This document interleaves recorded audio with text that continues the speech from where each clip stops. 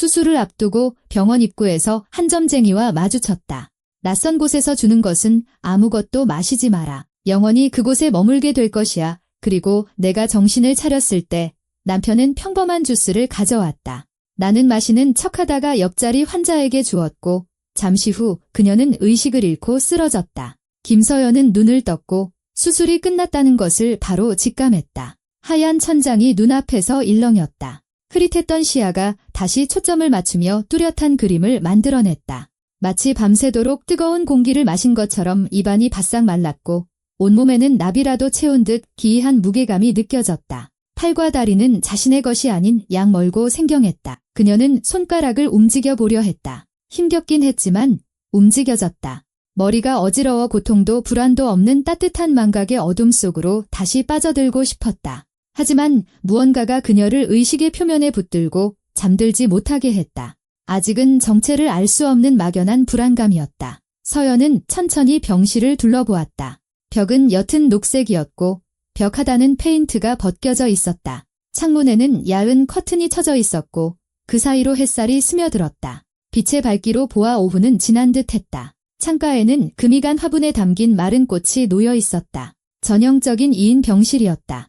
그녀의 오른쪽에는 또 다른 침대가 있었다. 아가씨, 정신이 들어 묵직한 여자의 목소리가 들렸다. 서연은 힘겹게 고개를 돌렸다. 옆 침대에는 환자복 안에 잠옷을 겹쳐 입은 몸집이 있는 노년의 여인이 앉아 있었다. 희끗희끗한 머리는 대충 묶어 올린 상태였다. 인상은 선해 보였지만 지쳐 있었고 눈빛만은 생기 있고 예리했다. 여인은 넘기던 잡지를 내려놓고 흥미로운 눈으로 서연을 바라보았다. 제가 서연이 쉰 목소리로 겨우 물었다. 목소리가 낯설고 잠겨 있었다. 그래, 당신을 데려온 지 2시간은 됐을 거야. 여인은 등 뒤에 베개를 고쳐 앉으며 조금 더 가까이 다가왔다. 나는 최은숙이에요. 걱정 말아요. 수술은 잘 됐다고 했어? 의사 선생님이 한 40분쯤 전에 다녀갔는데 운이 좋았다고 하더군. 박진우 선생님, 그분은 실력이 황금손이야. 나도 지난주에 그분한테 수술 받았거든. 서연은 고개를 끄덕였지만 말소리는 솜을 통과하는 것처럼 멍하게 들렸다. 몸을 일으키려 했지만 몸이 말을 듣지 않았다. 서두르지 말아요. 최은숙 씨가 자리에서 일어나 다가왔다. 아직 마취해서 덜 깬 거야. 몸에 힘이 없는 건 당연해. 감사합니다. 서연이 숨을 내쉬며 말했다. 별말을 최은숙 씨는 손을 내저으며 자기 침대로 돌아갔다. 이제 우리 이웃이네. 서로 도와야지. 난 여기 누워있은 지 일주일째야. 내일 드디어 퇴원하라고 하더군. 집이 그리워. 손주 녀석 둘이 기다리고 있거든. 아가씨는 혼자야. 아니면 가족이 오나? 남편이 오기로 했어요. 서연은 문 위에 걸린 시계를 보았다. 흰색 바탕에 검은색 시계바늘이 달린 둥근 시계였다. 오후 3시쯤이었다. 일 끝나고 들르겠다고 했어요. 혼자가 아니라니 다행이네. 최은숙 씨가 고개를 끄덕였다. 여긴 아무도 찾아오지 않는 사람들도 있거든. 그런 걸 보면 마음이 아파. 나는 매일 우리 식구들을 기다려. 어제는 딸애가 손주들이랑 와서 먹을 것도 잔뜩 사왔지? 사탕 하나 먹을래? 아직 남았는데? 아니에요. 괜찮습니다. 아직은 먹으면 안 될 것 같아요. 서연은 겨우 미소를 지어 보였다. 최은숙 씨는 손주들이 얼마나 장난꾸러기인지에 대해 무언가 더 이야기했지만 서연은 더 이상 듣고 있지 않았다. 머릿속에는 이제는 멀고 비현실적으로 느껴지는 그날 아침의 기억들이 조각난 모자이크처럼 떠오르기 시작했다. 수술 당일 아침, 그녀는 아침 6시에 잠에서 깼다. 잠을 설친 탓에 뱃속에는 무거운 돌덩이가 들어앉은 듯했다. 두려움. 그녀는 수술이, 마취가 무서웠다. 12살 때 맹장 수술을 받은 이후로 줄곧 그랬다. 남편 민주는 옆에서 조용히 숨을 내쉬며 등을 대고 누워 자고 있었다. 그녀는 새벽의 어스름 속에서 그를 바라보며 생각했다. 이제 곧 그가 깨서 나를 안아주며 다 잘 될 거라고 말해줄 거야. 하지만 6시 반에 알람이 울리자 민주는 무언가 중얼거리며 알람을 끄고는 눈도 뜨지 않은 채 말했다. 서연아, 혼자 갈 수 있지? 나 어제 야근해서 너무 피곤해. 그녀는 얼어붙었다가 조용히 대답했다. 응, 괜찮아. 그는 문 앞까지 배웅도 해주지 않았다. 저녁에 일 끝나고 들르겠다고 했다. 그는 지금 중요한 새 프로젝트 때문에 자리를 비울 수 없다고 했다. 서연은 텅 빈 아파트의 정적 속에서 옷을 입었다. 저녁부터 챙겨둔 짐 가방을 들고 밖으로 나섰다. 가을의 쌀쌀하고 신선한 공기가 느껴졌다. 발밑에서 나뭇잎이 바스락거렸다. 그녀는 버스 정류장으로 걸어가며 손의 떨림을 진정시키려 애썼다. 병원은 도시 외곽에 위치한 낡은 회반죽이 벗겨진 오래된 벽돌 건물이었다. 입구 계단 바로 앞에 한 점쟁이가 서 있었다. 예수는 넘어 보이는 화려한 치마의 턱 밑에서 매듭을 지은 어두운 스카프를 두른 노인이었다. 얼굴은 검붉고 주름이 자글자글했지만 눈만은 석탄처럼 검고 날카롭게 살아있었다. 아가씨, 점 한번 볼래? 그녀는 장신구가 잔뜩 달린 긴 손가락에 손을 내밀었다. 손금 한번 보여줘. 운명을 봐줄게. 서연은 보통 점쟁이들을 그냥 지나쳤다. 그런 것을 믿지 않았고 길거리 점괘는 사기라고 생각했다. 하지만 오늘은 무언가 그녀의 발길을 멈추게 했다. 수술에 대한 두려움 때문일 수도 아니면 그저 불안감에 지친 나약함 때문일 수도 있었다. 아니요, 괜찮습니다. 시간이 없어서요. 그녀는 지나치려 했지만 점쟁이가 갑자기 그녀의 손목을 붙잡았다. 거의 아플 정도로 강한 힘이었다. 서연은 마른 손가락이 자신의 팔을 꽉 누르는 것을 느끼고 겁이 났다. 돈은 안 받아. 점쟁이는 그녀의 눈을 똑바로 응시하며 빠르게 말했다. 싫으면 안 봐도 돼. 하지만 보여? 내 위에 닥친 불행이 검은 그림자가. 내 말 들어. 잘 들어. 알겠습니다. 이거 놓으세요. 서연은 팔을 빼려 했지만 손은 꼼짝도 하지 않았다. 낯선 곳에서 아무것도 마시지 마. 점쟁이는 몸을 가까이 숙이며 나직하고 빠르게 말했다. 아무것도. 들었어. 물도, 차도, 주스도. 남이 주는 건 아무것도 마시지 마. 마시면 영원히 그곳에 머물게 될 거야. 영원히. 명심해. 서연은 거칠게 팔을 뿌리쳤다. 심장이 미친 듯이 뛰었다. 저리 가세요. 가라고. 점쟁이는 물러섰지만 그녀의 눈은 깜빡이지 않고 꿰뚫듯 서연을 보고 있었다. 하지만 기억해. 잊지 마. 낯선 곳에서 아무것도 마시지 마. 서연은 뒤도 돌아보지 않고 병원 입구를 향해 거의 뛰어갔다. 말도 안 돼. 그녀는 3층으로 올라가는 계단을 오르며 생각했다. 헛소리야. 미신이지. 사람들을 겁주려는 수작이야. 하지만 손은 떨렸고 점쟁이의 마른 가시처럼 머릿속에 박혔다. 낯선 곳에서 아무것도 마시지 마. 이게 무슨 어리석은 소리란 말인가? 병원은 낯선 곳이 아니다. 치료하는 곳이다. 의사, 간호사들은 사람들을 돕는 사람들이다. 하지만 그날 아침 내내 수술 준비를 하고 환자복으로 갈아입고 간호사가 링거를 놓는 동안에도 그 말은 강박적이고 불안하게 머릿속을 맴돌았다.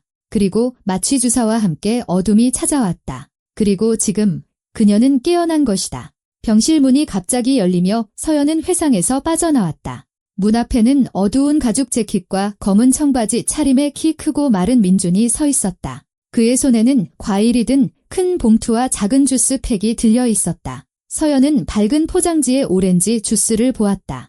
그녀가 가장 좋아하는 것이었다. 서연아. 민준은 활짝, 너무나 활짝 웃으며 그녀의 침대로 빠르게 다가왔다. 어때, 자기야. 정신이 좀 들어? 얼마나 걱정했는지 몰라. 온종일 자기 생각하느라 일도 제대로 못했다니까. 그는 침대 옆 탁자에 봉투를 내려놓고 몸을 숙여 그녀의 이마에 입을 맞췄다. 빠르고 건조한 입맞춤이었다. 서연은 그를 바라보다가 문득 이상한 느낌을 받았다. 그의 미소. 어딘가 부자연스럽고 억지로 웃는 것처럼 너무 과장되어 있었다. 입꼬리는 올라가 있었지만 눈은 차갑고 무심했다. 그의 눈은 웃고 있지 않았다. 괜찮아. 그녀가 조용히 말했다. 그냥 너무 피곤해. 머리가 좀 어지럽고. 물론이지. 당연한 거야. 이민주는 고개를 끄덕이며 봉투에서 주스 상자를 꺼냈다. 마취가 풀리는 중이라 그래? 몸이 약해져 있으니 자기가 좋아하는 오렌지 주스 사왔어. 신선한 걸로. 오늘 아침에 마트에서 샀어. 많이 마셔야 해. 회복해야지. 수술 후에 몸이 약해졌으니까 수분이 필요해. 그는 능숙하게 상자를 열어 빨대를 꽂았다. 그러고는 재킷 주머니에서 깨끗하고 투명한 플라스틱 컵을 꺼내 주스를 따랐다. 서연은 그의 손을 보았다. 길고 가느다란 손가락, 잘 관리된 손톱. 그녀가 10년 동안 알아온 손이었다. 10년 동안 그들은 함께였다. 자, 마셔. 민준이 컵을 내밀었다. 비타민이 필요해. 면역력도 높여야 하고. 서연은 컵을 받았다. 남편의 손길이 다 따뜻하고 가벼웠다. 컵 안의 주스는 과육이 섞인 밝은 오렌지색이었고 달콤하고 먹음직스러운 향이 났다. 아주 평범한 오렌지 주스였다. 그녀가 컵을 입술로 가져가는 순간 귀에 점쟁이의 목소리가 천둥처럼 크고 날카롭게 울렸다. 낯선 곳에서 아무것도 마시지 마. 영원히 그곳에 머물게 될 거야. 손이 떨렸다. 주스가 컵 가장자리에서 출렁였다. 조심해. 민준이 그녀의 손을 잡아주었다. 왜 그래? 마셔. 괜찮아. 의사들도 항상 물 많이 마시라고 하잖아. 서연은 남편을 보았다. 그의 얼굴이 아주 가까이 있었다. 곧은 코, 얇은 입술, 옅은 색의 눈동자. 익숙한 얼굴이었다. 하지만 지금 그를 보니 무언가 잘못되었다는 것을 직감했다. 그의 눈빛에 담긴 조바심과 긴장감. 그는 그녀의 손에 들린 컵을, 그리고 그녀의 입술을, 다시 컵을 번갈아 보고 있었다. 기다리고 있었다. 응, 마실객. 서연이 중얼거렸다. 그녀는 컵을 입술에 대고 마시려는 신용을 했지만 마지막 순간에 입술만 적셨다. 한 모금도 삼키지 않았다. 민준이 창밖을 보는 척 잠시 고개를 돌린 사이 서연은 재빨리 컵을 내려놓았다. 주스 맛있어. 그가 돌아보지 않은 채 물었다. 신선한 거야. 유통기한도 내가 직접 확인했어. 응. 맛있네. 서연은 거짓말을 하고 컵을 탁자에 내려놓았다. 고마워. 근데 아직 목이 아파서 삼키기가 힘들어. 목에 삽입했던 튜브 때문에 그런가 봐. 의사 선생님이 괜찮다고는 했는데. 아, 그렇구나. 민준이 돌아섰다. 그의 얼굴에 순간적으로 짜증과 불만이 스쳐 지나갔다. 하지만 이내 다시 억지 미소가 걸렸다. 뭐, 괜찮아. 나중에 마셔. 어디 가는 거 아니니까. 과일도 사왔어. 봐. 씨 없는 청포도, 사과, 배 집에서 다 씻어왔으니까 바로 먹어도 돼. 그는 분주하게 봉투에서 과일을 꺼내 탁자 위에 늘어놓았다. 회사 프로젝트가 엉망이 되어가고 상사가 압박하고 사무실이 얼마나 끔찍한지에 대해 무언가 계속 이야기했다.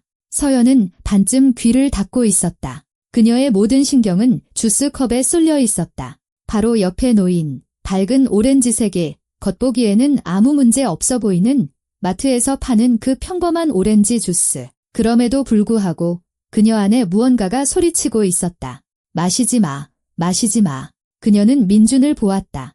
그는 탁자 서랍에 사과를 넣고 포도 봉지를 밀어넣으며 무언가 잘못되었다는 것을 알아내려 애썼다.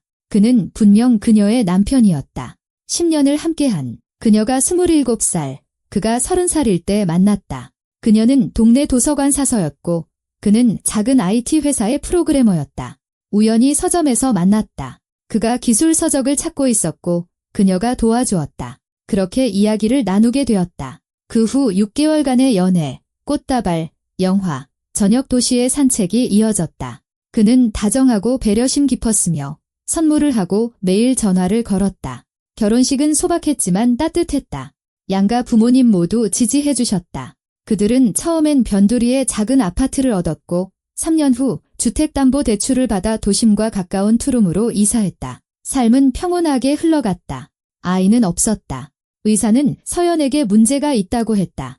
임신이 어려우니 치료가 필요하다고. 그때 민주는 괜찮다고 우리 둘을 위해 살고 여행도 다니자고 말했다. 그리고 처음 몇 년은 정말 그랬다. 그들은 바다로, 산으로 여행을 떠났고 사소한 것 하나하나에 기뻐했다. 하지만 작년부터 무언가 변했다. 민주는 차가워지고 무심해졌다. 회사에 늦게까지 남아 피곤하고 말없이 돌아오는 날이 잦아졌다. 질문에는 짧고 짜증 섞인 대답을 했다. 그녀의 삶이나 일에 관심을 보이지 않았다. 저녁 식사 시간에는 대화 대신 각자 휴대폰만 들여다보는 일이 늘었다. 서연은 그의 피로와 일 때문이라고 생각했다. 이 프로젝트만 끝나면 모든 게 나아질 거라고. 하지만 프로젝트는 계속 이어졌고 냉기는 사라지지 않았다. 그리고 그녀가 아프기 시작했다. 사라지지 않는 복통, 검사, 진단, 낭종을 제거하는 수술이 필요했다. 별거 아니에요. 의사들은 말했다. 간단한 수술입니다. 병원에 3일 정도 있다가 퇴원하면 돼요. 민주는 듣고 고개를 끄덕이며 잘 될 거야 라고 말했다. 하지만 그의 목소리에는 온기가 없었다. 마치 아내가 아니라 먼 지인에게 말하는 듯한 무심함이 느껴졌다. 자, 이제 가봐야겠다. 민준이 갑자기 시계를 보았다. 회사의 마감이 닥쳐서 돌아가야 해. 부장님이 난리야. 넌 누워서 푹 쉬어. 다 잘 될 거야. 내일 또 와서 맛있는 거 사올게. 알았어. 조심해서 가. 서연이 고개를 끄덕였다. 그는 몸을 숙여 다시 그녀의 이마에 입을 맞췄다. 똑같이 건조하고 빠르고 감정 없는 입맞춤이었다. 그는 몸을 일으켜 재킷을 여몄다. 주스는 꼭 다 마셔. 그는 이미 문으로 향하며 탁자 위의 컵을 손가락으로 가리켰다. 힘내야 하니까. 잊지 마오. 그리고 문을 닫고 나가버렸다. 서연은 그의 뒷모습을 눈으로 좇았다. 병실에는 정적이 흘렀다. 복도 어디선가 간호사들의 발소리와 목소리만 들릴 뿐이었다. 그녀는 숨을 내쉬었고 손이 떨리는 것을 느꼈다. 옆 침대에 최은숙 씨가 배 위에 손을 얹고 그녀를 바라보고 있었다. 그 눈에는 호기심과 동정이 섞여 있었다. 남편이 참 잘생겼네. 그녀가 조용히 말했다. 훤칠하고 자상하기도 해라. 주스에 과일까지 사오고. 요즘 남편들 다 그렇게 병문안 오지는 않아. 우리 남편은 일주일 동안 딱 한 번 왔다니까. 딱 한 번 주말 농장 일 때문에 바쁘다고 하더군. 내 서연은 기계적으로 대답했다. 그녀는 주스컵을 들어 손 안에서 굴렸다. 오렌지색 액체가 천천히 이리저리 흔들렸다. 내가 지금 무슨 짓을 하는 거지? 이건 완전히 터무니없는 짓이다. 병원 앞에서 돈을 구걸하는 어떤 점쟁이의 말 때문에. 어리석은 미신이다. 민주는 내 남편이다. 그는 나를 사랑한다. 물론 사랑하고 말고 10년을 함께한 세월은 장난이 아니다. 10년이면 사람들은 하나가 되고 서로의 사소한 부분까지 알게 된다. 그가 나에게 해를 끼칠 리가 없다. 하지만 왜 그의 미소는 그렇게 거짓되었을까? 왜 그렇게 마시라고 재촉했을까? 왜 30분이라도 더 곁에 앉아 손을 잡아주지 않았을까? 그리고 이마에 한 그 입맞춤은 왜 그렇게 형식적이고 의무적이었을까? 서연은 차가운 불안 덩어리가 속에서 커지는 것을 느꼈다. 예감, 무언가 잘못되었다는 것을 알지만 정확히 무엇인지 알 수 없을 때 마음을 놓지 못하게 하는 바로 그 느낌. 최은숙 씨, 그녀는 옆 침대를 향해 불렀다. 목소리가 작고 자신이 없었다. 주스 좀 드시겠어요? 제가 목이 너무 아파서 다 못 마시겠어요. 버리기는 아깝고요. 신선한 건데. 노부인의 눈이 반짝이며 즉시 활기를 띠었다. 어머, 그래도 될까? 병원에서 주는 건 멀건죽 아니면 밍밍한 국뿐이라서 신선한 주스라면 정말 좋지. 그러며 드세요. 서연이 컵을 내밀었다. 제발 드셔주세요. 최은숙 씨는 일어나 다가와 양손으로 컵을 받았다. 냄새를 맡고는 만족스럽게 눈을 가늘게 떴다. 향기롭네. 오렌지 주스 좋아하는데? 고마워요, 아가씨. 마음씨도 곱네. 그녀는 컵을 입술에 대고 크고 개걸스럽게 한 모금 마셨다. 최은숙 씨는 컵의 절반 정도를 마시고 입술을 핥았다. 정말 맛있네. 그녀가 만족스럽게 말했다. 진짜 과즙이네. 물 타지 않은 거? 다시 한번 고마워요. 그녀는 컵을 손에 든 채 자기 침대로 돌아가 편안히 자리를 잡고 나머지를 마시려 했다. 서연은 천장에 시선을 고정한 채 누워 손의 떨림을 멈추려 애썼다. 만약 주스에 정말로 무언가 들어있었다면? 아니, 이건 어리석은 생각이다. 그냥 마트에서 산 평범한 주스다. 민준이 평범한 가게에서 사온 것이다. 괜찮아. 하지만 불안감은 사라지지 않았다. 1분, 어쩌면 2분이 지났을까? 서연은 최은숙 씨가 콧노래를 흥얼거리며 잡지 페이지를 넘기는 소리를 들었다. 평범하고 평온한 소리였다. 그런데 갑자기 옆 침대에서 기침 소리가 터져나왔다. 날카롭고 경련적인 기침이었다. 서연은 고개를 돌렸다. 최은숙 씨는 침대에 앉아 한 손으로 가슴을 움켜쥐고 있었다. 그녀의 눈은 휘둥그레졌다. 컵이 손가락에서 떨어져 바닥으로 굴러가며 오렌지색 흔적을 남겼다. 최은숙 씨, 서연은 몸을 일으키려 애썼다. 괜찮으세요? 여인은 무언가 말하려 입을 벌렸지만 말 대신 거친 숨소리만 터져나왔다. 그녀의 얼굴은 급속도로 창백해졌고 입술은 파랗게 변했다. 그녀는 목을 움켜쥐었다. 눈에는 공포가 가득했다. 도와주세요. 서연은 있는 힘껏 소리쳤다. 빨리 이리 좀 와주세요. 최은숙 씨는 갑자기 몸이 축 늘어지며 옆으로 쓰러졌다. 눈이 뒤집혔다. 그녀의 몸이 경련을 일으키기 시작했다. 서연은 공황 상태에 빠져 일어서려 했지만 다리에 힘이 들어가지 않았다. 그녀는 침대에서 굴러떨어져 겨우 네 발로 버티며 문으로 기어가며 있는 힘껏 외쳤다. 의사 선생님, 간호사님, 누구 없어요? 문이 활짝 열렸다. 흰 가운을 입은 젊은 간호사가 병실로 뛰어들어왔다. 그 뒤를 이어 나이가 더 들어 보이는 간호사가 따라 들어왔다. 무슨 일이에요? 젊은 간호사가 최은숙 씨에게 달려갔다. 그분이 주스를 마셨어요. 그러다 갑자기 서연은 숨이 가빠 말이 엉켰다. 상태가 안 좋아졌어요. 나이 든 간호사는 이미 호출 버튼을 누르며 인터컴에 소리치고 있었다. 코드 블루, 3층 12호실, 긴급 상황. 젊은 간호사는 최은숙 씨의 맥박을 확인하고 있었다. 그녀의 얼굴이 창백해졌다. 맥박이 약해요. 부정맥입니다. 호흡도 얕아요. 서연을 수술했던 바로 그 의사, 박진우 선생님이 병실로 뛰어들어왔다. 그 뒤를 이동식 침대를 든 직원이 따랐다. 순식간에 소란이 일었다. 의사는 재빨리 최은숙 씨를 살피며 지시를 내뱉었다. 그녀를 이동식 침대로 옮기고 산소 마스크를 씌웠다. 뭘 먹거나 마셨습니까? 의사가 주위를 둘러보며 날카롭게 물었다. 주스요. 서연은 여전히 바닥에 앉은 채 속삭였다. 오렌지 주스요. 제가 드렸어요. 의사의 시선이 바닥에 엎질러진 컵과 오렌지색 웅덩이에 멈췄다. 그는 직원에게 짧게 고갯짓했다. 샘플 채취해. 즉시 검사실로 보내. 직원이 냅킨으로 컵을 집어들고 조심스럽게 남은 주스를 어떤 용기에 담았다. 최은숙 씨는 이미 병실 밖으로 실려나가고 있었다. 의사는 옆에서 함께 뛰며 계속해서 지시를 내렸다. 나이 든 간호사가 남아 서연을 일으켜 침대에 다시 앉혔다. 진정해요. 괜찮아요. 그녀가 말했지만 목소리는 떨리고 있었다. 무슨 일이 있었는지 차근차근 말해봐요. 서연은 온몸을 떨었다. 이가 딱딱 부딪혔다. 남편이 저 마시라고 주스를 사왔어요. 제가 안 마시고 최은숙 씨에게 드렸어요. 그분이 마시고는 이 말이 목구멍에 걸렸다. 간호사는 미간을 찌푸리며 그녀를 유심히 보았다. 왜 안 마셨어요? 주스에 문제가 있었나요? 모르겠어요. 그냥 마시기 싫었어요. 목이 아파서요. 그것은 사실이 아니었고 간호사도 그걸 느낀 것 같았지만 더는 묻지 않았다. 그녀는 서연에게 이불을 덮어주고 물을 따라 몇 모금 마시게 했다. 누워 있어요. 움직이지 마요. 곧 의사 선생님이 와서 이야기할 거예요. 서연은 누워서 이불을 턱까지 끌어당기고 천장을 응시했다. 머릿속에서 생각들이 서로를 앞지르며 어지럽게 맴돌았다. 주스에 뭐가 들어있었을까? 독극물. 민준이 무언가를 탔다. 하지만 왜? 도대체 왜? 아니야. 불가능해. 그럴 리 없어. 어쩌면 주스가 상했을 수도 있다. 유통기한이 지났거나. 하지만 민주는 방금 샀다고 했다. 분명히 그렇게 말했다. 최은숙 씨가 사라진 병실은 조용하고 텅 비게 느껴졌다. 그녀의 침대는 구겨진 채였고 베개는 한쪽으로 쏠려 있었으며 잡지는 바닥에 떨어져 있었다. 서연은 빈 침대를 보며 공포심에 속이 울렁거렸다.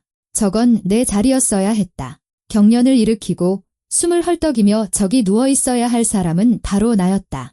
20분 혹은 그 이상이 지났다. 서연은 시간 감각을 잃었다. 박진우 의사가 병실로 들어왔다. 그의 얼굴은 어둡고 지쳐 있었다. 그는 서연의 침대 옆으로 의자를 끌어와 앉으며 무겁게 한숨을 쉬었다. 몸은 좀 어떠십니까? 그가 물었다. 괜찮아요. 최은숙 씨는요? 중환자실에 있습니다. 위중했지만 지금은 안정됐어요. 빨리 대처해서 다행입니다. 그는 잠시 말을 멈추고 미간을 문질렀다. 김서연 씨, 솔직하게 말씀해 주세요. 주스에 문제가 있다는 걸 알고 있었습니까? 서연은 침을 삼켰다. 목이 바싹 말랐다. 아니요. 그러니까 정확히는 몰랐어요. 그냥 남편이 너무 마시라고 재촉하는 게 이상하게 느껴졌어요. 그리고 그녀는 말을 멈췄다. 미친 사람처럼 보이지 않고 점쟁이 이야기를 어떻게 설명할 수 있을까? 그리고요, 의사가 재촉했다. 병원 입구에서 어떤 아주머니가 경고했어요. 병원에서 아무것도 마시지 말라고요. 처음엔 대수롭지 않게 여겼는데 나중에 그 말이 생각나서 혹시나 하는 마음에 의사는 천천히 고개를 끄덕였다. 직감이라는 게 있죠? 그 말을 듣길 잘했네요. 그는 일어섰다. 곧 경찰이 와서 질문을 할 겁니다. 주스 분석 결과는 아직 안 나왔지만 잠정적으로 무언가 이물질이 들어있었다고 말할 수 있습니다. 옆 환자분에게서 급성 중독의 모든 징후가 보입니다. 중독이라고요? 서연이 속삭이듯 반복했다. 네, 그리고 주스에 정확히 무엇이 들어있었는지 어디서 왔는지 알아내야 합니다. 의사가 나가자 서연은 눈을 감았다. 중독. 그렇다면 상한 주스가 아니었다. 누군가 의도적으로 독을 넣은 것이다. 그리고 그 누군가는 민준, 그녀의 남편이었다. 생각만으로도 너무나 끔찍해서 뇌가 받아들이기를 거부했다. 10년의 결혼 생활, 10년을 함께한 시간, 그가 이 모든 시간 동안 준비하고 순간을 기다려왔단 말인가? 아니면 최근에 일어난 일인가? 무언가 변했고 그는 결심했다. 문에 노크 소리가 들렸다. 지친 얼굴과 날카로운 회색 눈을 가진 50대쯤으로 보이는 어두운 정장의 남자가 들어왔다. 그 뒤를 태블릿을 든 젊은 여자가 따랐다. 김서연 씨 맞으십니까? 남자가 물었다. 강진철 형사입니다. 이쪽은 제 동료인 윤소희 경이고요. 사건에 대해 몇 가지 여쭤봐야겠습니다. 서연은 고개를 끄덕였다. 입이 완전히 말라붙었다. 그녀는 힘겹게 침을 삼켰다. 강 형사가 의자를 끌어와 앉고 수첩을 꺼냈다. 윤경희는 태블릿을 든 채 문가에 섰다. 부탁드립니다. 처음부터 무슨 일이 있었는지 정확하게 말씀해 주시겠습니까? 서연은 천천히 말을 더듬으며 이야기했다. 수술 후 깨어난 것, 민준이 주스를 들고 온 것, 마시라고 재촉한 것, 마시는 척하다가 최은숙 씨에게 준 것, 그리고 그녀가 의식을 잃은 것까지. 강 형사는 말을 끊지 않고 들으며 이따금 고개를 끄덕였다. 그녀가 말을 마치자 그가 물었다. 왜 주스를 마시지 않았습니까? 무엇이 꺼림칙했나요? 서연은 망설였다. 점쟁이 이야기를 하면 헛소리처럼 들릴 것이다. 남편이 이상했어요. 무언가 잘못됐다는 느낌이 들었어요. 너무 재촉했고요. 그리고 최근에 그 사람이 변했어요. 차갑고 무심해졌어요. 언제부터 그랬습니까? 한 6개월 전쯤부터요. 어쩌면 조금 더 전일 수도 있고요. 강 형사는 무언가를 받아 적었다. 갈등이나 다툼은 있었습니까? 아니요, 특별히는요. 그냥 그가 멀어졌어요. 일을 많이 하고 늦게 들어오고 거의 대화를 안 했어요. 가정에 경제적인 문제는 있었습니까? 모르겠어요. 그는 한 번도 말한 적 없어요. 저는 도서관에서 일해요. 월급은 적지만 안정적이죠. 그는 프로그래머라 저보다 더 많이 벌어요. 주택담보대출은 같이 갚고 있고요. 알겠습니다. 강 형사는 수첩을 들여다보며 잠시 침묵했다. 김서연 씨, 말씀드려야 할 게 있습니다. 저희가 남은 주스를 감정 의뢰했습니다. 예비 결과가 나왔습니다. 주스에서 강심배당체 계열의 물질이 고농도로 검출되었습니다. 그는 말을 끝맺지 않았지만 서연은 알아들었다. 제가 만약 그걸 마셨다면 수술 후 쇠약해진 제 상태를 고려하면 저는 죽었을 거고요. 그녀가 속삭였다. 그럴 가능성이 매우 높습니다. 혹은 심각한 심장 손상을 입었을 겁니다. 옆 환자분은 현재 매우 위중한 상태입니다. 의료진이 사투를 벌이고 있습니다. 서연은 두 손으로 얼굴을 감쌌다. 온몸이 떨렸다. 민준이 그녀를 죽이려 했다. 이것은 추측이나 편집증이 아니었다. 사실이었다. 그는 독이 든 주스를 가져와서 그녀가 마시도록 재촉했다. 태연하게 옆에 서서 그녀가 한 모금 마시기를 기다렸다. 그녀를 죽이고 아무 일 없었다는 듯이 회사로 돌아갔을 것이다. 남편분은 지금 어디에 있습니까? 강 형사가 물었다. 회사에 있을 거예요. 마감이 코앞이라고 했어요. 회사 이름과 주소를 알려주시겠습니까? 서연은 불러주었다. 윤경희가 태블릿에 빠르게 입력했다. 저희는 지금 출발하겠습니다. 강 형사가 일어서며 말했다. 보호를 위해 직원이 한 명 남아있을 겁니다. 걱정하지 마십시오. 저희가 해결하겠습니다. 그들이 나가고 병실은 다시 조용해졌다. 서연은 천장을 바라보며 누워 흐르는 눈물을 멈출 수 없었다. 눈물은 관자놀이를 타고 흘러 베개를 적셨다. 10년, 결국 자신을 죽이기로 결심한 사람과 함께한 10년의 사무엘? 이 질문이 마음을 떠나지 않았다. 왜? 무엇을 위해서? 돈, 하지만 그들에게는 큰 돈이 없었다. 아파트는 대출이 끼어 있고 차는 낡았다. 모아둔 돈도 없었다. 다른 여자, 새로운 사랑 때문에 살인을 결심할 수 있단 말인가? 다시 문에 노크 소리가 들리고 제복을 입은 젊은 여경이 들어왔다. 그녀는 문 옆 의자에 앉아 서연에게 고갯짓으로 인사했지만 아무 말도 하지 않았다. 그저 앉아서 그녀를 지켰다. 서연은 문을 등지고 옆으로 돌아 누워 눈을 감았다. 하지만 잠은 오지 않았다. 눈물과 공포, 그리고 끝없는 소용돌이 속에서 맴도는 생각들 뿐이었다. 몇 시간이 흘렀다. 창밖이 어두워지기 시작했다. 간호사가 들어와 저녁 식사로 죽과 국, 차를 가져다 주었다. 서연은 손도 대지 않았다. 그릇을 보며 입에 숟가락을 가져갈 엄두조차 내지 못했다. 밤 9시경 강 형사가 돌아왔다. 그의 얼굴은 더욱 지쳐 보였지만 눈에는 만족감이 서려 있었다. 남편분을 체포했습니다. 그가 서두 없이 말했다. 직장에서요. 지금 진술 중입니다. 아직은 모든 걸 부인하고 있지만 증거는 충분합니다. 그의 차에서 디곡신 빈 병을 발견했습니다. 주스에 들어있던 바로 그 약물입니다. 소량으로는 약이지만 다량으로는 독이 되는 강력한 심장약이죠.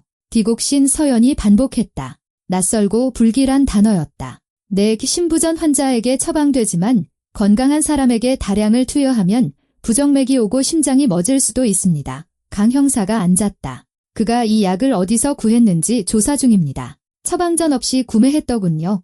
아마 암시장이나 인터넷을 통해 샀을 겁니다. 하지만 왜요? 서연은 여전히 끝까지 믿을 수가 없었다. 왜 그가 그런 짓을? 강 형사는 한숨을 쉬었다. 수사는 이제 막 시작했지만 이미 단서가 있습니다. 남편분에게 큰 빚이 있었습니다. 아주 큰 빚이요. 약 5천만 원 정도 됩니다. 서연은 움찔했다. 5천만 원 어디서? 대출, 사채. 지난 6개월 동안 여러 곳에서 돈을 빌렸더군요. 이미 빚 독촉 전화와 협박도 시작된 상태였습니다. 그의 휴대폰에서 관련 메시지들을 찾았습니다. 그리고 또 다른 게 있습니다. 강 형사는 말을 멈췄다. 그에게 다른 여자가 있었습니다. 윤지아, 29세, 같은 회사 프로젝트 매니저입니다. 관계는 약 8개월 정도 지속됐습니다. 8개월. 민준이 차갑고 무심해지기 시작한 바로 그 시기였다. 그들은 도시 반대편에 따로 아파트를 얻어 함께 살고 있었습니다. 강 형사가 말을 이었다. 남편분은 사실상 두 집 살림을 한 겁니다. 서연 씨 댁에서는 일주일에 2번 자고 나머지 시간은 그 여자와 함께 보냈습니다. 이 사실을 모르셨습니까? 서연은 천천히 고개를 저었다. 몰랐다. 눈치채지 못했다. 어떻게 그녀는 눈치채지 못했을까? 윤지아 씨는 임신 중입니다. 강 형사가 조용히 덧붙였다. 4개월째입니다. 남편분은 당신과 이혼하고 그녀와 결혼할 계획이었습니다. 하지만 이혼은 재산 분할을 의미하고 그는 빚더미에 앉아 있었습니다. 그에게는 돈이 그것도 빨리 필요했습니다. 보험금. 서연이 속삭였다. 모든 것이 끔찍한 그림으로 맞춰졌다. 그가 제 이름으로 보험을 들었어요. 네. 강 형사가 고개를 끄덕였다. 3개월 전에요. 1억 원짜리 생명보험입니다. 서류에 서명하셨습니까? 아니요. 저는 아무것도 서명하지 않았어요. 그렇다면 서명을 위조했군요. 확인해 보겠습니다. 만약 당신이 수술 중이나 직후에 사망했다면 합병증처럼 보였을 겁니다. 불의의 사고로요.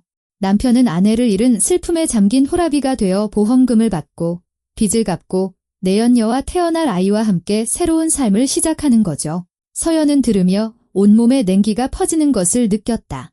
분노도 고통도 아닌 그저 얼음 같은 무감각이었다. 그런 거였구나.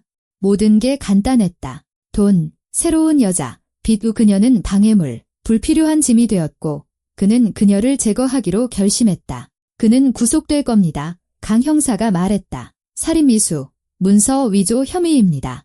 중형을 받게 될 겁니다. 당신은 이제 안전합니다. 하지만 서연은 안전하다고 느끼지 않았다. 배신당하고 짓밟히고 파괴된 기분이었다. 그녀의 10년 인생이 거짓이었다. 형사가 떠난 후 서연은 병실의 정적 속에 홀로 남았다. 여경은 여전히 문 옆에 앉아 있었지만 방해하지 않고 조용히 있었다. 창밖은 어둠이 짙어졌다. 복도의 발소리도 잦아들었다. 이따금 당직 간호사들의 목소리만 들렸다. 서연은 등을 대고 누워 천장을 응시하며 지난 몇 시간 동안 알게 된 모든 것을 이해하려 애썼다. 5천만 원의 빚, 내연녀, 임신, 1억 원의 보험금. 숫자와 사실들이 끔찍한 모자이크를 이루었지만 그녀는 여전히 끝까지 믿을 수 없었다. 그는 민준이었다. 그녀의 민준, 10년을 함께 살아온 사람이었다. 서연은 눈을 감고 기억이 밀려오도록 내버려 두었다. 기억하고 싶지 않았지만 멈출 수가 없었다. 그들은 도서관에서 만났다. 비가 내리는 잿빛에 아주 평범한 가을날이었다. 서연이 기술 자료실에서 신간을 정리하고 있을 때 키가 크고 마른 안경 쓴 남자가 다가와 프로그래밍 책을 찾아달라고 부탁했다. 그는 이해에 바르고 조금 수줍어 보였고 그녀가 필요한 책을 찾아주자 진심으로 미소를 지었다. 그 미소에 그녀의 마음이 따뜻해졌다. 정말 감사합니다. 덕분에 살았어요. 그가 말했다. 벌써 도서관 3군데를 돌았거든요. 천만에요. 서연이 대답했다. 제 일인걸요. 그는 떠났지만 일주일 후에 다시 돌아왔다. 책을 반납하고 같은 주제의 다른 책이 있는지 물었다. 그들은 이야기를 나누게 되었다. 그는 프로그래머로 일하며 프로젝트를 위해 새로운 언어를 배우고 있다고 했다. 서연은 프로그래밍은 전혀 모르지만 여행책을 좋아한다고 털어놓았다. 그럼 제가 추천해 드릴게요. 그가 웃었다. 대학 시절에 유럽을 히치하이킹으로 많이 여행했거든요. 그렇게 그들의 우정이 시작되었다. 민주는 정기적으로 도서관에 오기 시작했다. 그들은 그녀의 점심시간에 이야기를 나누고 로비에 자판기 커피를 마셨다. 그는 자신의 여행에 대해 이야기하고 휴대폰으로 사진을 보여주었다. 그녀는 읽은 책에 대한 감상을 나누었다. 한 달 후, 그는 그녀에게 영화를 보자고 했다. 첫 데이트는 조심스럽고 사랑스러웠다. 그들은 프랑스 코미디 영화를 보고 작은 카페에서 핫초코를 마셨다. 민주는 그녀를 집까지 바래다 주었고 키스하려 하지 않았다. 헤어질 때 그저 손을 잡았을 뿐이었다. 내일 전화해도 될까요? 그가 물었다. 그럼요. 서연은 대답했고 심장이 너무 세게 뛰어 그에게 들릴 것만 같았다. 그 후 몇 달간의 연애, 그가 도서관으로 가져다준 들꽃다발, 손을 놓지 않고 밤거리를 걸으며 세상 모든 것에 대해 이야기했던 산책이 이어졌다. 그는 다정하고 친절했으며 목소리를 높이는 법이 없었고 항상 그녀의 의견에 귀를 기울였다. 만난 지 8개월째 되던 날, 민주는 청혼했다. 화려함 없이 소박하게 공원을 산책하고 있을 때 첫눈이 내렸고 그는 갑자기 멈춰서서 주머니에서 작은 상자를 꺼냈다. 서연아, 우리가 만난 지 오래되지는 않았지만 내가 평생을 함께하고 싶은 사람이라는 걸 깨달았어. 나와 결혼해줄래? 그녀는 행복에 겨워 울음을 터뜨리며 아무 말도 하지 못한 채 고개를 끄덕였다. 결혼식은 3개월 후에 있었다. 30명 정도의 하객을 모신 작은 결혼식이었다. 서연의 부모님은 기뻐하셨다. 어머니는 사위를 껴안고 눈물을 흘리며 그는 좋은 사람이라 우리 서연이가 복이 많다고 말했다. 민준의 부모님도 아들의 선택을 반겼다. 군인 출신으로 근엄한 그의 아버지는 말했다. 아들아, 서연이 잘 보살펴라. 착한 아이구나. 네, 아버지. 민주는 약속했다. 첫 몇 년은 행복했다. 그들은 변두리에 원룸을 얻어 함께 꾸몄고 가구점에서 가구를 고르며 다투고 웃었다. 서연은 도서관에서, 민주는 회사에서 일했다. 돈은 생활하기에 충분했고 가끔은 저축도 할 수 있었다. 주말에는 교회로 나가고 연극을 보고 함께 저녁을 요리했다. 민주는 자상한 남편이었다. 서연이 감기에 걸리면 약국에 달려가고 꿀차를 타주고 담요로 감싸주었다. 그녀가 직장에서 힘든 하루를 보냈을 때 그는 들어주고 머리를 쓰다듬으며 다 괜찮아질 거라고 말했다. 그들은 미래를 계획하고 아이들을, 이탈리아 여행을, 언젠가는 자신의 집을 갖는 것을 꿈꿨다. 하지만 아이가 생기지 않았다. 1년의 시도 끝에 서연은 병원에 갔다. 검사 결과 생식 기능에 문제가 있다는 것이 밝혀졌다. 의사는 임신이 가능하지만 치료가 필요하며 어쩌면 체외 수정이 필요할 수도 있다고 말했다. 그날 그녀가 울면서 병원에서 돌아왔을 때 민주는 그녀를 안아주었다. 울지 마, 자기야. 우린 이겨낼 수 있어? 치료가 필요하면 치료받고 안 되면 아이를 입양하거나 둘이서 살자. 중요한 건 우리가 함께라는 거야. 그녀는 그를 믿었지만 치료는 미뤄졌다.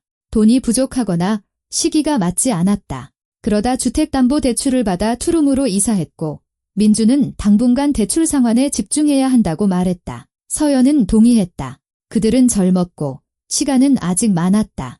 결혼 5년 차에 그들은 그리스로 여행을 갔다. 2주간의 바다, 햇살, 고대 유적, 그리스 음식. 민주는 파르테논 신전을 배경으로 서연의 사진을 찍어주고 석양 아래서 입을 맞췄다. 그녀는 이보다 더 행복할 수 없다고 생각했다. 하지만 무언가 변하기 시작했다. 눈에 띄지 않게 점진적으로. 민주는 회사에 늦게까지 남기 시작했다. 처음에는 일주일에 한 번, 그러다 점점 잦아졌다. 늦게, 피곤하고 말없이 돌아왔다. 서연이 어떻게 지내는지 물으면 그는 단답형으로 대답했다. 괜찮아. 프로젝트 때문에 바빠오. 그녀는 대수롭지 않게 여겼다. 일은 일이니까. 그녀 자신도 바쁜 시기가 있었으니까. 하지만 점차 그들 사이의 거리는 멀어졌다. 대화는 줄어들고 저녁 식사는 각자 휴대폰을 들여다보며 침묵 속에 이루어졌다. 주말에 민주는 종종 어딘가로 나갔다. 동료들과 팀 빌딩을 간다거나 부모님 댁에 간다고 했다. 서연은 집에 남아 책을 읽고 청소하고 기다렸다. 부부 관계는 거의 없어졌다. 민주는 피곤하다. 머리가 아프다. 내일 일찍 일어나야 한다는 핑계를 댔다. 서연은 서운해하지 않으려 애썼다. 나이, 익숙함, 일상 때문이라고 스스로를 위로했다. 6개월 전 그녀는 그가 옷 입는 스타일이 달라졌다는 것을 알아차렸다. 새 셔츠와 청바지를 사고 전에는 쓰지 않던 비싼 향수를 쓰기 시작했다. 그녀는 의아했지만 아무 말도 하지 않았다. 그는 또한 휴대폰에 비밀스러워졌다. 전에는 아무데나 두었고 비밀번호도 설정하지 않았다. 이제 휴대폰은 항상 그와 함께였고 화면은 잠겨 있었다. 메시지에 답할 때는 몸을 돌리거나 다른 방으로 나갔다. 서연은 한 번 물었다. 민준 씨, 우리 문제없는 거 맞지? 그는 놀란 눈으로 그녀를 보았다. 당연하지. 왜 그래? 그냥 당신이 좀 멀게 느껴져서. 일이 너무 많아. 스트레스 때문이야. 개인적인 건 없어. 서연아, 너무 예민하게 굴지 마. 그녀는 믿었거나 믿으려고 애썼다. 의심 많은 아내가 되어 그의 물건을 뒤지고 휴대폰을 확인하고 싶지 않았다. 그건 그녀의 방식이 아니었다. 그녀는 그를 신뢰했다. 3개월 전 민준이 어떤 서류를 들고 왔다. 서연아, 회사에서 보험 가입을 제안하는데 단체 보험이라 조건이 좋아. 당신 이름으로도 하나 들자. 내 이름으로. 서연이 놀랐다. 왜? 혹시 모르잖아. 보장이 되는 거니까? 만에 하나 무슨 일이 생기면 재정적으로 도움이 될 거야. 그런 생각하고 싶지 않아. 그녀는 얼굴을 찌푸렸다. 생각하지 마. 그냥 형식적인 거야. 내가 다 처리할게. 당신은 서명만 하면 돼. 하지만 그는 결국 그녀에게 서명할 서류를 가져오지 않았다. 이제 서연은 그 이유를 알 수 있었다. 그가 서명을 위조한 것이다. 그녀의 죽음을 이득으로 만들 보험을 스스로 가입한 것이다. 그녀는 옆으로 돌아 누워 베개를 가슴에 끌어안았다. 눈물이 다시 목구멍까지 차올랐다. 어떻게 이렇게 눈이 멀 수 있었을까? 모든 징후가 눈앞에 있었지만 그녀는 보려 하지 않았다. 일핑계, 냉담함, 비밀스러움, 새 옷, 다른 향수, 잦은 외박. 그녀는 그저 이 시기가 지나가기만을 기다렸다. 모든 것이 예전으로 돌아오기를 바랐다. 다시 문에 노크 소리가 들렸다. 서연은 움찔하며 돌아보았다. 문 앞에는 그녀의 언니 서현이 서 있었다. 3살 위인 언니는 밝은 머리색의 둥근 얼굴, 상냥한 갈색 눈을 가졌다. 초등학교 교사로 일하며 결혼해서 2 아이를 두고 있었다. 그녀와 서연은 항상 가까웠다. 서연아, 서현은 침대로 달려왔다. 그녀의 목소리가 떨렸다. 방금 소식 들었어. 박진우 선생님이 전화해서 내가 병원에 있고 끔찍한 일이 있었다고. 세상에 얼마나 빨리 달려왔는지 몰라. 언니가 껴앉아 서연은 참지 못하고 언니의 어깨에 얼굴을 묻고 오열했다. 언니, 그 사람이 날 죽이려고 했어. 그녀는 흐느꼈다. 민준이가 독이 든 주스를 가져왔어. 내가 마셨더라면. 쉬, 괜찮아. 서현은 그녀의 머리를 쓰다듬었다. 알아. 경찰에서도 전화 왔었어. 다 말해주더라. 세상에, 서연아, 이건 정말 끔찍한 일이야. 어떻게 그럴 수가 있어? 어떻게? 그들은 서연이 울음을 그칠 때까지 서로를 껴안고 있었다. 서현은 그녀를 놓아주지 않고 등을 쓰다듬고 정수리에 입을 맞추었다. 어릴 적 서연이 무릎이 깨지거나 친구와 다투고 와서 울 때처럼. 언니, 나 이제 어떻게? 서연은 겨우 말을 할 수 있게 되자 물었다. 앞으로 어떻게 살아야 할지 모르겠어. 10년이야 모든 게 거짓이었어. 전부는 아니야. 서현이 단호하게 말했다. 어쩌면 지난 2년이 거짓이었을지도 몰라. 하지만 그전에는 널 사랑했어. 내가 봤어. 그가 어떤 사람이었는지 나도 알잖아. 그러다 무언가 그 안에서 부서진 거겠지? 그 여자가 홀렸거나 비대 쪼들렸거나. 사람은 변해. 서연아. 안타깝게도. 하지만 어떻게 내가 몰랐을까? 난 그와 함께 살고 옆에서 잠을 잤는데 넌 믿었으니까. 그건 내 잘못이 아니야. 이 서현은 동생의 얼굴을 2 손으로 감싸고 눈을 들여다보았다. 내 말 들어.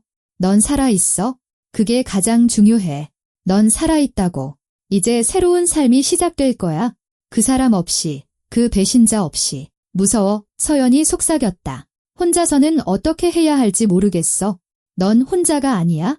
내가 있잖아. 엄마, 아빠도 계시고. 내가 자립할 때까지 우리 집에 와서 지내. 널 혼자 두지 않을 거야. 서연은 언니에게 몸을 기대며 고개를 끄덕였다. 서연은 어릴 때부터 항상 그녀의 버팀목이었다. 나이가 많고 현명하고 강했다. 언니가 모든 게 괜찮아질 거라고 말하면 정말 그렇게 될 것 같았다. 서현은 서연과 함께 밤늦게까지 머물렀다. 그들은 온갖 이야기를 나누었다. 어린 시절, 부모님, 웃겼던 일들을 회상했다. 서현은 자기 아이들 이야기를 했다. 어제 막내가 칼싸움을 하다 창문을 깼고 큰애는 수학에서 만점을 받았다고. 평범하고 따뜻한 대화가 지난 하루의 악몽에서 벗어나게 해주었다. 언니가 아침에 다시 오겠다고 약속하고 떠난 후 서연은 잠을 청하려 했지만 잠이 오지 않았다. 그녀는 병원 침대에서 뒤척이며 밤의 병원 소리를 듣고 생각에 잠겼다. 지금 중환자실에서 생사를 오가고 있을 최은숙 씨를 생각했다. 자신 때문에, 서연 때문에. 만약 이 친절한 여인이 남의 주스를 마시겠다고 하지 않았다면 지금 중환자실에는 서연 자신이 혹은 이미 영안실에 누워 있었을 것이다. 점쟁이를 생각했다. 그녀는 어떻게 알았을까? 어떻게 경고할 수 있었을까? 정말로 남들보다 더 많은 것을 보는 사람들이 있는 걸까? 아니면 우연, 일치였을까? 하지만 우연이 이렇게 정확할 수 있을까? 아침에 의사가 와서 서연의 상태를 확인하고 회복이 순조로우며 며칠 더 경과를 지켜본 후 퇴원할 수 있다고 말했다. 최은숙 씨는요? 서연이 물었다. 위기에서 벗어났습니다. 박진우 의사가 지친 미소를 지으며 대답했다. 살아날 겁니다. 치사량은 아니었고 조치가 빨라서 운이 좋았어요. 하지만 회복에는 오랜 시간이 걸릴 겁니다. 서연은 마음의 돌덩이가 내려앉는 것을 느꼈다. 살아있다니 정말 다행이었다. 낮에는 강 형사가 다시 와서 새로운 소식을 전해주었다. 남편분이 자백했습니다. 그가 서두 없이 말했다. 인터넷에 의심스러운 사이트에서 디곡신을 구매한 방법, 병원에 가져오기 전에 주스에 탄 방법까지 전부 털어놓았습니다. 빚과 내연녀의 압박 때문이었다고 변명하더군요. 그러고 싶지 않았지만 다른 방법이 보이지 않았다고요. 다른 방법이 보이지 않았다. 서연이 씁쓸하게 되뇌었다. 아내를 죽이는 것 외에는? 안타깝게도 그렇습니다. 강 형사는 서류철에서 문서를 꺼냈다. 추가 정보입니다. 그의 내연녀 윤지아 씨, 그녀는 이 계획을 몰랐습니다. 저희가 사실을 알렸을 때 진심으로 충격을 받았습니다. 민준이 이혼을 약속했고 당신도 이미 평화롭게 합의했다고 말했다더군요. 그녀는 그의 계획에 대해 전혀 몰랐습니다. 그러니까 그는 모두에게 거짓말을 한 거네요. 서연이 말했다. 네, 모두에게, 모든 것에 대해서요. 강 형사는 서류를 다시 넣었다. 당신의 공식적인 진술이 필요할 겁니다. 내일이나 모레 몸이 좀 더 나아지면요. 수사가 진행되고 재판이 열릴 겁니다. 하지만 사실상 사건은 명백합니다. 자백과 증거, 증인 진술을 고려하면 그는 8년에서 15년형을 선고받을 겁니다. 형사가 떠난 후 서연은 간호사에게 최은숙 씨를 방문할 수 있는지 알아봐 달라고 부탁했다. 1시간 후 중환자실 유리를 통해 잠시 면회가 허락되었다. 서연은 휠체어에 앉아갔다. 최은숙 씨는 유리 칸막이 너머에 누워 있었다. 창백했고 모니터에 연결된 튜브와 전선들이 있었지만 그녀의 눈은 뜨여 있었다. 그녀가 서연을 보자 미소를 지으려 애썼다. 간호사가 인터컴을 켰다. 최은숙 씨, 서연은 유리 가까이 다가갔다. 목소리가 떨렸다. 저를 용서하세요. 저 때문에 돌아가실 뻔했어요. 노부인은 고개를 저었다. 목소리는 약하고 쉬었지만 단호했다. 바보 같은 소리 하지 말아요. 아가씨, 그건 당신 잘못이 아니야. 당신 그 전 남편 놈 잘못이지. 당신은 자기 목숨을 구한 거야. 그리고 나도 구한 셈이고. 만약 당신이 직접 마셨다면 나는 주스에 독이 들었다는 걸 몰랐을 테고 남았다면 나중에 마셨을지도 모르지. 그러니 우린 쌤쌤이야. 정말 감사하고 죄송합니다. 그런 말 말아요. 내가 할 말이 있어. 최은숙 씨는 베개의 몸을 조금 일으켰다. 그녀의 얼굴이 진지해졌다. 이건 운명이야. 알겠어? 운명이 당신을 살려두기로 한 거야. 그건 당신이 아직 살아야 할 날이 많다는 뜻이지. 눈물로 시간 낭비하지 마의 앞으로 나아가. 서연은 말을 잇지 못하고 고개를 끄덕였다. 최은숙 씨가 지친 듯 눈을 감자 간호사가 떠날 시간이라는 신호를 보냈다. 병원에 남은 이틀은 고통스럽게 길었다. 서연은 언니가 가져다 준 책을 읽었지만 집중할 수 없었다. 생각은 계속해서 같은 곳으로 돌아왔다. 앞으로 어떻게 살아갈 것인가? 그녀는 37살, 10년의 결혼 생활은 끝났다. 도서관 일은 안정적이지만 월급이 적다. 대출이 낀 아파트는 민준과 법적으로 나누고 해결해야 한다. 생각만 해도 지쳤다. 하지만 무엇보다 최악은 공허함이었다. 배신은 사람에 대한 모든 신뢰와 믿음을 불태워버렸다. 이제 누구를 믿어야 할까? 어떻게 마음을 열고 누군가를 삶에 들여야 할까? 셋째 날 저녁, 언니가 옷 가방을 들고 왔다. 내일 퇴원이야. 우리 집으로 갈 거지? 애들한테도 이미 말했어. 서연 이모가 같이 살 거라고 하니까 좋아하더라. 언니, 패 끼치고 싶지 않아. 잔소리 마, 서연이 단호하게 말했다. 넌 내 동생이고 가족이야. 우리는 서로를 지지해야 해. 내가 자립할 때까지 얼마든지 있어. 아침에 서연은 퇴원했다. 그녀는 언니가 가져다 준 옷, 청바지, 스웨터, 재킷으로 갈아입었다. 환자복을 입다가 평상복을 입으니 어색했다. 박진호 의사가 작별 인사를 하러 와서 회복에 대한 조언을 해주고 건강을 기원해 주었다. 그리고 몸조리 잘하세요. 그가 따뜻한 미소로 덧붙였다. 당신은 강한 분입니다. 이겨낼 수 있을 거예요. 언니는 서연을 자기 집으로 데려갔다. 언니의 아파트는 방 3개짜리, 밝고 아늑했다. 갓 구운 빵 냄새가 났다. 언니가 아침부터 찌개를 끓여놓았다. 10살짜리 조카 민수와 8살짜리 조카 아영이가 이모를 반갑게 맞았다. 그들은 서연을 껴안고 학교, 친구, 새로운 컴퓨터 게임에 대해 제잘거렸다. 서연은 언니 집에서 지내게 되었다. 첫 주는 거의 방에서 나오지 않고 소파에 누워 천장만 바라보았다. 언니는 그녀에게 밥을 먹이고 먹으라고 설득하고 머리를 쓰다듬어 주었다. 점차 서연은 기운을 차리기 시작했다. 아이들과 놀아주고 집안일을 돕고 저녁을 준비했다. 삶이 새로운 궤도에 들어서고 있었다. 2주 후 그녀는 이혼 전문 변호사를 고용했다. 과정은 불쾌하고 길었다. 민주는 구치소에 있었지만 변호사를 통해 서신을 주고받으며 형식적인 절차를 해결했다. 서연은 재산 분할 없는 이혼을 요구했다. 아파트는 그에게 남겨두라고 했다. 그녀는 과거와 관련된 그 어떤 것도 필요 없었다. 변호사는 말렸지만 그녀는 고집을 부렸다. 그의 돈은 필요 없어요. 저는 자유를 원해요. 한 달 후 이혼이 성사되었다. 서연은 다시 박서연이 되었고 결혼 전 성을 되찾았다. 그녀는 살 곳을 찾기 시작했다. 방 한 칸이나 작은 아파트를 얻으려 했다. 언니는 말렸지만 서연은 이제 스스로 설 때라고 느꼈다. 언제까지나 언니 집에 기댈 수는 없었다. 그녀는 변두리에 저렴한 원룸을 찾았다. 연금에 약간의 보탬이 필요했던 노부인의 집이었다. 이사했고 침대, 책상, 옷장 등 최소한의 가구만 들였다. 하지만 이곳은 그녀의 공간, 그녀의 시작이었다. 도서관에 복직했다. 동료들은 무슨 일이 있었는지 알고 있었다. 소문은 빠르게 퍼졌지만 그들은 조심스럽게 묻지 않았다. 조용한 지지를 보냈다. 차와 함께 먹을 과자를 가져다 주거나 책상에 꽃다발을 놓아두거나 서연은 일에 몰두했다. 책을 읽고 분류하고 이용자들을 도왔다. 조용하고 규칙적인 일이 힘든 생각에서 벗어나게 해주었다. 하지만 저녁이 되면 외로움이 파도처럼 밀려왔다. 그녀는 창가에 앉아 차를 마시며 생각했다. 앞으로도 계속 이럴까? 영혼을 갉아먹는 과거를 안고 텅 빈 아파트에서 홀로. 병원에서 퇴원한 지 3개월이 지났다. 서연은 거의 민준을 떠올리지 않거나 스스로에게 떠올리지 않는 척했다. 가끔 한밤중에 악몽을 꾸다 깨어 그의 얼굴, 주스컵, 점쟁이의 목소리를 듣곤 했다. 하지만 그런 일은 점점 줄어들었다. 어느 토요일 아침, 서연은 식료품을 사러 시장에 갔다. 가판대 사이를 거닐며 채소와 과일을 고르다가 문득 그녀를 보았다. 그날 아침 병원 입구에 서 있던 바로 그 점쟁이였다.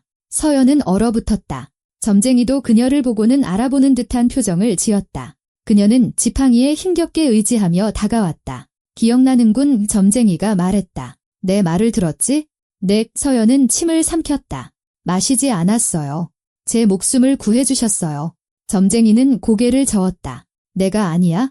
너 자신이지. 나는 그냥 알려줬을 뿐. 이 결정은 내가 한 거야. 살아있구나. 살아있어. 그리고 앞으로도 살게 될 거야. 점쟁이는 그녀의 손을 잡고 눈을 들여다보았다. 보여. 힘들었겠구나. 하지만 최악은 지났어. 앞길은 밝아. 두려워하지 마. 그때 어떻게 아셨어요? 서연이 물었다. 어떻게요? 점쟁이는 어깨를 으쓱했다. 가끔 보여? 항상. 모두를 보는 건 아니지만 너는 보였어. 내 위에 그림자가 검었어. 죽음이 곁을 서성이고 있었지? 내가 할 수 있는 경고를 한 거야. 다행히 말을 들었구나. 그들은 잠시 말없이 서 있었다. 그러다 점쟁이는 그녀의 손을 놓고 고개를 끄덕이고는 다시 길을 갔다. 서연은 그녀가 인파 속으로 사라질 때까지 뒷모습을 바라보았다. 삶은 흘러갔다. 서연은 외로움에 익숙해졌고 심지어 그 안에서 장점을 찾기 시작했다. 아무도 요구하지 않고 압박하지 않고 속이지 않는다. 그녀는 자신을 위해 살고 책을 읽고 산책하고 가끔 언니와 조카들을 만나러 갔다. 어느 날 도서관 동료가 그림 강좌에 등록하자고 제안했다. 서연 씨, 같이 가요. 예전부터 하고 싶었는데 혼자는 심심해서요. 일주일에 2번 저녁 수업이에요. 수채화, 유화, 뭐든지요. 서연은 처음에는 거절했지만 이내 생각했다. 안 될 게 뭐람, 어릴 때 그림 그리는 걸 좋아했다. 다시 시작하기에 딱 좋은 때일지도 몰라. 그들은 등록했다. 강좌는 도서관 근처 문화센터에서 열렸다. 상냥한 눈과 흰 수염을 가진 나이든 화가 선생님이 기초를 가르쳐주고 격려하고 사소한 성공에도 칭찬해 주었다. 서연은 푹 빠져들었다. 그림은 마음을 안정시키고 다른 세계로 이끌었다. 그녀는 풍경을, 꽃을 그렸고 초상화도 시도했다. 완벽하지는 않았지만 진심이 담겨 있었다. 강좌에서 그녀는 다른 사람들과 어울리기 시작했다. 예술에 대한 사랑으로 뭉친 다양한 연령대의 남녀들이었다. 그들은 쉬는 시간에 차를 마시고 전시회에 대해 토론하고 감상을 나누었다. 그렇게 그녀는 삶으로 돌아오기 시작했다. 한 방울씩, 한 조각씩, 서두르지 않고 압박 없이 그저 살고 숨 쉬고 사소한 것에 기뻐했다. 퇴원한 지 6개월 후 서연은 자신의 원룸 창가에 서서 봄의 도시를 바라보고 있었다. 나무들은 싹을 틔우고 공기는 신선함과 새로움의 향기를 풍겼다. 그녀는 내면에서 무언가 변했다는 것을 느꼈다. 고통은 무뎌지고 두려움은 물러갔다. 삶은 계속되었다. 이혼은 완전히 마무리되었다. 민주는 살인미수와 보험 사기로 12년형을 선고받았다. 서연은 재판에 가지 않았다. 그를 보고 싶지 않았다. 변호사가 그녀 없이 모든 것을 처리했다. 아파트는 그에게 남았다. 서연은 자신의 물건과 책만 챙겼다. 백지에서 시작하는 것이었다. 도서관 일은 순조로웠다. 서연은 약간의 승진까지 해서 이제 문학 자료실을 책임지게 되었다.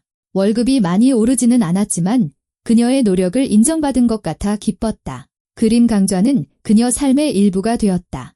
일주일에 2번 그곳에 갔고 그 시간은 그녀의 창작과 평화를 위한 공간이었다. 그림은 점점 나아졌다. 선생님은 칭찬하며 시에서 주최하는 아마추어 전시회에 참여해보라고 제안했다.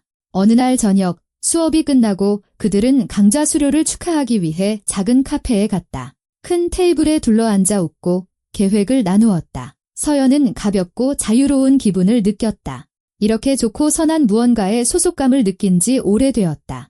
그녀 옆에는 40대쯤의 남자가 앉아 있었다. 키는 크지 않고 다부진 체격에 검은 머리에 희끗희끗한 새치가 있고 차분한 회색 눈을 가졌다. 최시우. 은퇴한 엔지니어로 2년 전 아내와 사별한 후 그림을 시작했다고 했다. 그는 조용하고 과묵했지만 친절했다. 항상 다른 사람들의 물감을 도와주고 조언을 해주고 말로 격려해 주었다. 그들은 테이블에서 이야기를 나누게 되었다. 그 역시 책을 좋아하고 도서관에 자주 온다는 것을 알게 되었다. 이상하네요. 우리가 전에 만난 적이 없다니 시우가 미소 지으며 말했다. 저는 단골 독자거든요. 도서관이 크잖아요. 서연이 대답했다. 엇갈리기 쉽죠. 그들은 책, 그림, 인생에 대해 밤새도록 이야기했다. 시우는 아내가 암으로 세상을 떠났다고 했다. 그는 오랫동안 슬픔에서 헤어나오지 못했지만 그림이 다시 의미를 찾는 데 도움이 되었다고 했다. 예술은 치유의 힘이 있어요. 그가 조용히 말했다. 모든 것이 무너졌을 때 그것이 버팀목이 되어주죠. 서연은 그가 옳다고 생각했다. 그녀는 무슨 말을 해야 할지 몰라 고개를 끄덕였다. 저녁 모임이 끝나자 시우는 그녀를 집까지 바래다 주겠다고 제안했다. 서연은 동의했다. 그들은 조용한 거리를 걸으며 이런저런 이야기를 나누었다. 그리고 서연은 문득 이 사람 옆에 있는 것이 편안하고 좋다는 생각을 하고 있는 자신을 발견했다. 집 앞에서 그는 악수를 하며 작별 인사를 했다. 혹시 언젠가 같이 박물관에 갈 수 있을까요? 그가 제안했다. 지금 인상파 전시회를 하던데 예전부터 보고 싶었거든요. 좋아요. 서연은 대답했고 자신이 진심으로 말하고 있다는 사실에 놀랐다. 그들은 만나기 시작했다. 연인으로서가 아니라 그저 친구로서 박물관, 갤러리에 가고 작은 카페에서 커피를 마시며 그림과 책에 대해 토론했다. 시우는 다정하고 섬세했으며 결코 압박하거나 불필요한 질문을 하지 않았다. 서연은 그 옆에서 가면이나 가식 없이 자기 자신일 수 있다고 느꼈다. 어느 날 그가 물었다. 서연 씨, 힘든 시기를 겪으신 것 같아요. 캐묻고 싶진 않지만 혹시 이야기하고 싶으시면 제가 들어드릴게요. 그녀는 이야기했다. 전부는 아니었다. 하지만 남편, 병원, 독이 든 주스, 이혼에 대한 주요 내용을 털어놓았다. 시우는 말없이 끼어들지 않고 들었다. 그녀가 말을 마치자 그는 그저 그녀의 손을 잡았다. 당신은 정말 강한 분이시군요를 그가 말했다. 존경스럽습니다. 서연은 따뜻한 무언가가 안에서 퍼지는 것을 느꼈다. 오랫동안 누구도 그녀에게 그런 말을 해주지 않았다. 오랫동안 그녀는 자신이 강하다고 느끼지 못했다. 몇 달이 더 흘렀다. 그들의 우정은 깊어졌고 무언가 더 큰 것으로 발전하고 있었다. 시우는 사랑에 빠졌다고 고백했지만 얼마든지 기다릴 준비가 되어 있다고 했다. 서두르지 않겠다고. 시간이 필요해요. 서연은 솔직하게 말했다. 아직 새로운 관계를 시작할 준비가 안 됐어요. 너무 많은 상처가 남아서요. 이해합니다. 시우가 고개를 끄덕였다. 우리에게 시간은 충분해요. 그들은 꼬리표를 붙이거나 거창한 선언을 하지 않고 계속 만났다. 그저 곁에 있으며 서로를 지지하고 온기를 나누었다. 서연은 점차 마음이 녹는 것을 느꼈다. 내면의 얼음이 녹고 두려움이 사라졌다. 그녀는 다시 신뢰하기 시작했다. 예전처럼 맹목적으로가 아니라 의식적으로 조심스럽게 하지만 신뢰했다. 병원에서 나온 지 거의 1년이 다 되어가던 어느 날 아침, 서연은 가벼운 기분으로 잠에서 깼다. 창밖에서는 새들이 노래하고 있었다. 햇살이 방을 황금빛으로 채웠다. 그녀는 일어나 거울로 다가가 자신의 모습을 보았다. 지옥을 겪고 살아남은 강하고 자유로운 여인이 보였다. 그날 그녀는 시우와 만나기로 했다. 도서관에서 열리는 전시회에 가기로 약속했다. 지역 화가들이 자신의 작품을 전시하는 자리였다. 서연도 자신의 수채화 한 점, 강과 다리가 있는 풍경화를 출품했다. 시우는 들꽃다발을 들고 왔다. 언젠가 민준이 그들의 관계 초기에 가져다 주었던 것과 같은 꽃이었다. 하지만 이제 이 꽃들은 전혀 다른 의미를 가졌다. 속임수나 거짓이 아닌 진심과 배려. 아름다우시네요.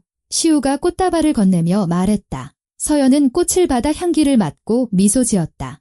아주 오랜만에 진심으로 웃었다. 그들은 도서관을 거닐며 그림을 감상하다가 서연의 수채화 앞에 섰다. 시우가 멈춰 서서 그림을 자세히 들여다보았다. 이게 당신 작품인가요? 네, 아름답네요.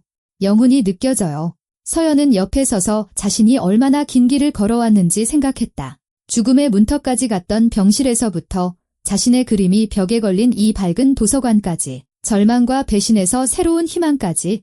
최은숙 씨는 그 사건 이후 2달 만에 건강을 회복하고 퇴원했다. 서연은 그녀를 몇 번 방문했고 그들은 친구가 되었다. 노부인은 일어난 모든 일이 자신의 삶에 대한 관점을 바꾸어 놓았다고 말했다. 나는 매일이 선물이라는 걸 깨달았어. 그녀가 한 번 말했다. 감사하고 작은 것에 기뻐해야 해. 서연은 동의했다. 그녀 또한 그것을 배웠다. 매일 새로운 날, 매번의 미소, 매 순간의 햇살을 소중히 여기는 법을. 어느 날 시우와 공원을 산책하다가 그녀는 문득 병원 입구에서 그녀에게 경고했던 점쟁이를 떠올렸다. 과연 그녀는 그때 서연이 살아남을 것을 알았을까? 다시 시작할 힘을 찾을 것이라는 것을 알았을까? 무슨 생각해요? 시우가 그녀의 손을 잡으며 물었다. 운명에 대해서요. 서연이 대답했다. 모든 게 얼마나 이상하게 얽혀 있는지에 대해서요. 우연한 경고 한마디가 제 목숨을 구했어요. 어쩌면 우연이 아닐지도 모르죠. 시우가 부드럽게 말했다. 어쩌면 그렇게 되어야만 했던 거겠죠? 그들은 연못가 벤치에 앉았다. 오리들이 물 위를 헤엄치고 아이들이 근처에서 웃으며 뛰어다녔다. 삶과 빛으로 가득한 평범한 봄날이었다. 서연은 시우를 보았다. 그는 물을 생각에 잠긴 채 평온하게 바라보고 있었다. 그녀는 생각했다. 어쩌면 이것이 진짜 행복일지도 모른다고. 요란하거나 격정적이지 않고 조용하고 든든한 신뢰할 수 있는 사람 곁에 있는 것. 시우 씨, 그녀가 불렀다. 그가 그녀에게로 돌아섰다. 준비됐어요. 서연이 말했다. 다시 한번 시작해볼 준비요. 당신과의 관계를요. 그의 얼굴이 미소로 환해졌다. 확실해요. 네, 더 이상 두렵지 않아요. 그는 그녀를 조심스럽게, 부드럽게 껴안았다. 서연은 그의 어깨에 기대어 눈을 감으며 내면에서 새롭고 순수한 무언가가 피어나는 것을 느꼈다. 삶은 계속되었다. 서연은 그 병실에서의 구원이 끝이 아니라 시작이었다는 것을 깨달았다. 누구를 믿고 누구와 함께 걸어갈지 스스로 선택하는 그녀의 진짜 삶의 시작. 그녀는 자신의 직감에 귀 기울이고 불안한 징후를 무시하지 않는 법을 배웠다. 자신을 믿는 법을. 민주는 그녀에게서 10년을 빼앗아갔지만 어떤 손실보다도 값진 교훈을 주었다. 자신을 소중히 여기고 진실에 눈 감지 말고 결코 다시 시작하는 것을 두려워하지 말라고. 반년이 더 지났다. 서연과 시우는 연인이 되었다. 서두르거나 과시하는 것 없이 그들은 그저 함께하며 서로를 지지하고 정직과 존중에 기반한 관계를 쌓아갔다. 서연은 원룸에서 나와 모아둔 돈과 이전 아파트 지분을 판 돈으로 구입한 작은 투룸 아파트로 이사했다. 시우가 수리를 도왔다. 그들은 벽에 페인트를 칠하고 가구를 고르고 선반을 달다 실패하며 웃었다. 이곳은 그녀의 집, 그녀의 공간이었다. 그리고 아주 오랜만에 서연은 진정으로 집에 있는 기분을 느꼈다. 어느 날 저녁, 수리가 끝나고 새 소파에 앉아 차를 마실 때 서연이 말했다. 모든 것에 감사해요. 인내심과 지지에 대해서요. 감사할 것 없어요. 시우가 대답했다. 나는 그냥 곁에 있었을 뿐이에요. 나머지는 당신이 해낸 거죠. 서연은 그가 옳다는 것을 알았다. 그녀 자신이 이 길을 걸어왔다.